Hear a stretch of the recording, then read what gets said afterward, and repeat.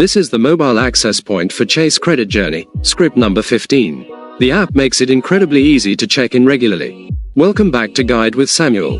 Open your Chase mobile app. Tap the Accounts and Tools menu, often 3 lines or dots.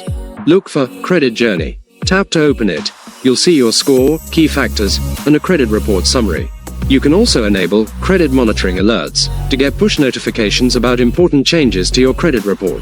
My crucial pro tip: make it a monthly habit. When you log in to pay your Chase credit card bill, take an extra 30 seconds to open Credit Journey. A quick monthly glance helps you spot identity theft early and track the impact of your financial habits over time. Build credit monitoring seamlessly into your existing banking routine. Where do you check your credit score most often? Your bank's app, a credit bureau, or a budgeting app? For more guides on integrated financial health, please subscribe. Thanks for watching. I'm Samuel, and I'll see you soon.